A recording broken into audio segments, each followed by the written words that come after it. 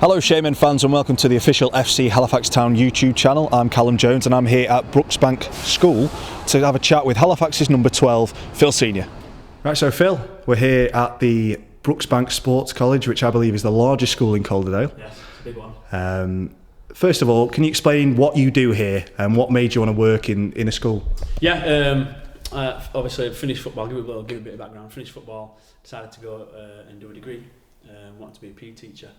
So I got my degree and then decided that a job in a school would be ideal for my direction and where I wanted to go. So there was a job come available as a cover supervisor, which entails me covering classes for teachers who were ill or planned absences, or it could be anything, it could vary. Physics, geography, French. So it's a really interesting job, and I spent quite a bit of time in the PE department. So yeah, it's a good role. Yeah, you mentioned that you do a lot of PE stuff. There's not many PE teachers that work as a footballer and have been a professional footballer. What's that like, and do you get kind of an extra buzz from the kids because of that? No, yeah, it's good. I mean, it's helped me to settle into this school, especially because obviously it's close to the Shire, and there's obviously a lot of Halifax supporters that come to the school. So there's that recognition, and you get that little bit of respect. Probably because of that situation, really, so it makes it a little bit easier, especially in my role when they see a cover teacher coming in. It's a different class, so I get that little bit of a response from the kids that know of me, and it's just made it a lot easier, really. But as like I say, as a footballer coming to a school, it's ideal, really. Yeah. You're obviously settled here now. You must have done a few other odd jobs throughout your career. Are there any that you've really enjoyed and others that you might not really have enjoyed as much? Yeah, when I left Huddersfield, I went and played for Northwich, and that was virtually full time, and I had a year there. And when I left, it gave me opportunity to get into work, and I worked as a fitness instructor at a gym. Which run alongside my university degree, really, so it were perfect, and I really enjoyed that. I'm quite a people's person, so I like to get to know people and meet new people, and it was fantastic. And like I say, it linked in well with my knowledge from football and muscular and bones and things like this. So it was ideal, really. But like I say, this job was an opportunity for me to get into an educational background, so that's the reason why I took it. You mentioned obviously you've grown up in Huddersfield, and you played for Huddersfield Town as well. Surely that's every little boy's dream. Yeah. Oh yeah, it was massive. I've supported them since I was so small. My dad used to take me to the Old Leeds Road, and just played for them as long as I can remember. And it was just fantastic to be able to play for my own town club and to enjoy the little bits of success that I did. I mean, there were some downs in it, but in general, being able to play with friends and the club that I love were fantastic. You left town in 2006. I think you were 23 at the time. What's it like for a 23-year-old who's been a full-time professional for the short time of his career? What was it like to have to then go into part-time football and then also find a job alongside that? Was it difficult? No, it wasn't good. At the time, I'd been playing for Huddersfield and kind of been promised, it showed my naivety, promised a contract, and it didn't materialise. I got injured near the end of the season, which brought me out of the team, and the manager decided to do things his own way, which was fine, but I think he thought I'd got something in line, and it kind of came in line with me getting married as well, so there were always all these things going on in my life, and it weren't ideal, but if you look back at it now, you can see it as a positive. I'm somewhere near the career that I want to be in, and if I was still playing now, and maybe not earning the money that that I would have liked, then it would have been hard to start afresh at maybe 35, 36. Do you know what I mean? So you could see it as a positive, really, and that's the way I'm looking at it. You would say that you played for a handful of clubs in the time that you left and the time that you joined Halifax Town in 2008. This is now your 6th season with the club. Yeah. It must be pretty strange for you, having joined and played in front of sometimes less than 100 people, to now be playing in front of not only thousands but also the TV cameras on occasion. Yeah, it's.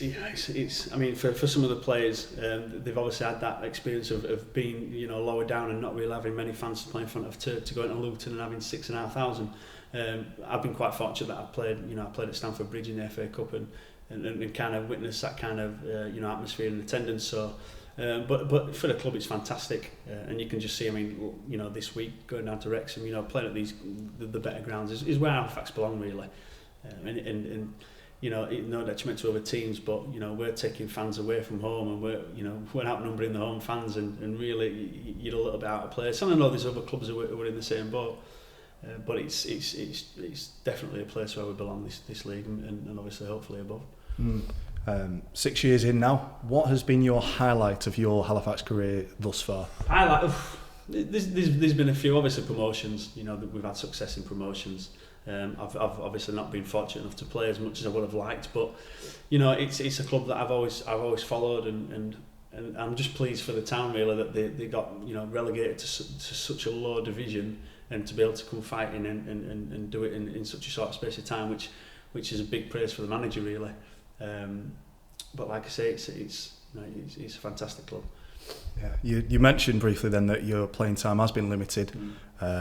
What's it like being a second choice keeper? Are there times that Phil Senior wakes up and says maybe it's time to move on and find a number one spot somewhere? Yeah, it's frustrating. I mean, a lot of people probably question the reason why I'm still at Halifax and why I've not left sooner and gone to play first team football, but the thing you've got to realise is, and a big part for me, is that I feel welcome at this club, and a lot of clubs around, you know, you don't get treated as well as what you'd like, and it's fitted into my lifestyle with family. I've got a young family. I've been to university, so all these things have kind of added up, and you know, I've been happy enough to stay, and like I say, when I do get the chance to play and do well, I feel like I'm contributing there. So.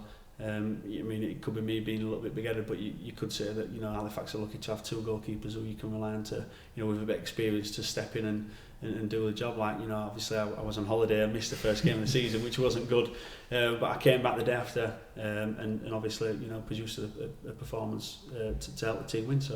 So you mentioned that you've not been playing a great deal, but we see you, the fans see you every week, warming up extensively with Matt Glennon, which I'm sure you do a lot of that in training as well. With him playing so well, do you take pride from that as well, knowing that you're part of the team that works so hard? It's a little funny. Lads always take the mickey out of me on the bench if he does something well, because I always, you know, give him a shout, and I'm genuinely pleased for him. And I've always been like that. You know, I think it's important for goalkeepers to have a good relationship both ways. But yeah, we're a unit. Goalkeepers are goalkeepers, outfielders are outfielders. You know, it's kind of us against them, and we're there to do a job specifically for the team.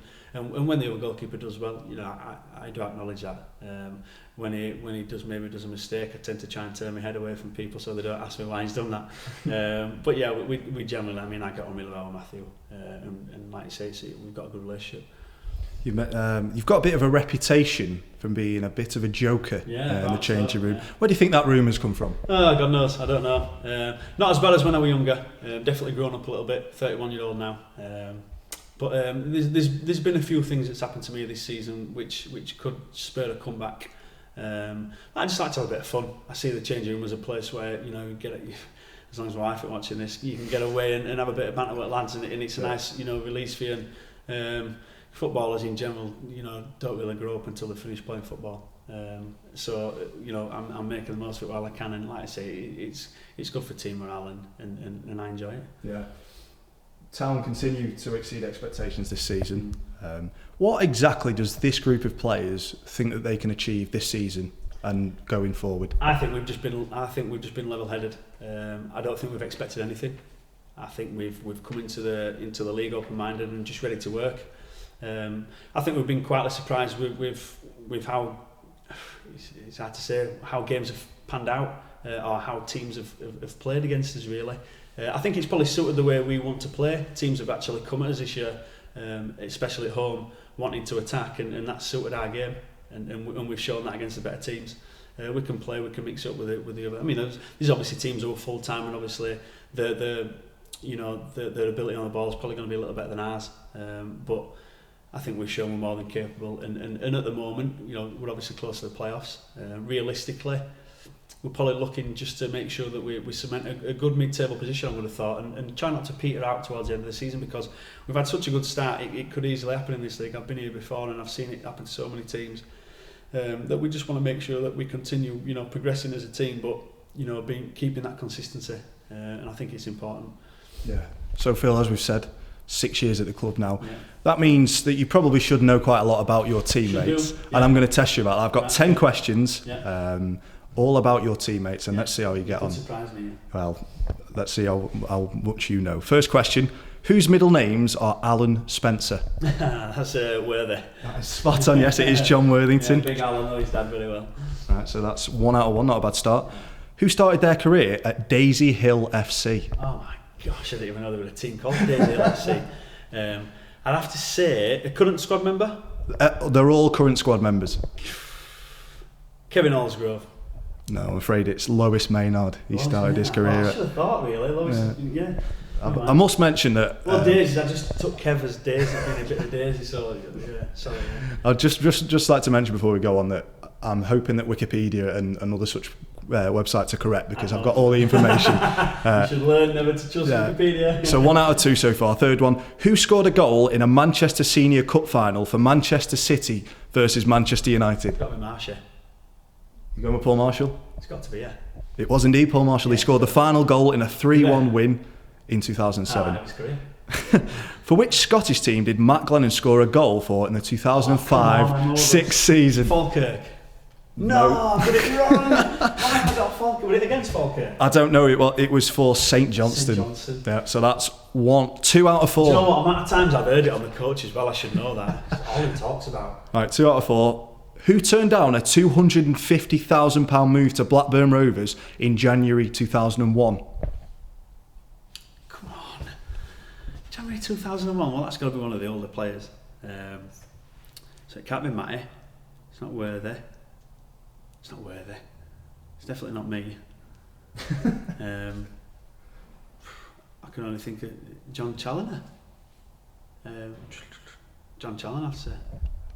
The internet tells me the right answer is Matt Glennon. Matty Glennon. Apparently he turned down a reported £250,000 move when he was at Bolton. I can tell you exactly what Matt Glennon will say there. I'll probably say, manager didn't tell me that it were on the table, so I didn't know about it. That's because apparently everybody wanted Matty when he was younger. Well, yeah. I believe that. Yeah.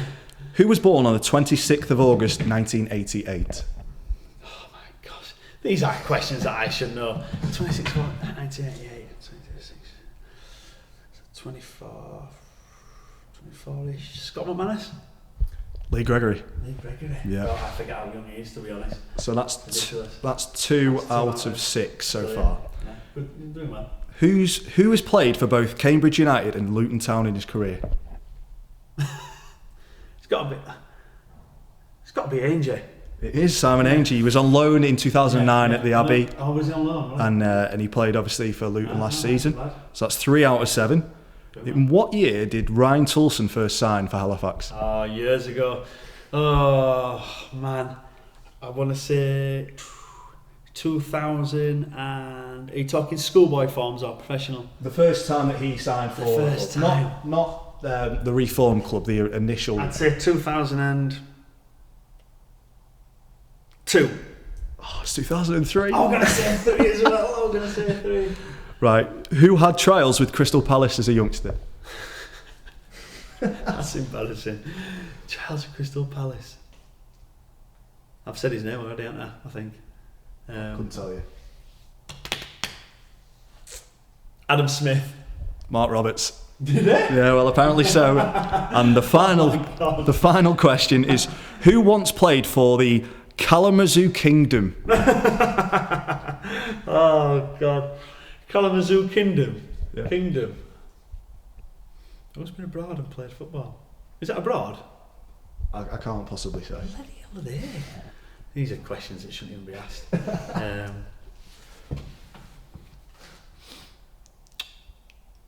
Matty Pearson. The right answer is John Challoner. John Challoner. Yeah. I knew he'd come in sometime. The Kalamazoo Kingdom are a USL Premier in the USL Premier Development League in the United States, where he played when he was at university. Yeah. So in fact, I'll make sure I'm asking about exactly. So if my maths are correct, Phil, you've got 3 out of 10. Probably more than what I expected to get to. Yeah, it's not too bad. Although if you're the person who's been here the longest, I'm not sure anyone else will get on. Not good, is it? Anyway, Not good at all. thank you very much for joining us on problem, Shame and Player, and the best luck for the rest of the season. Cheers, thank you very much.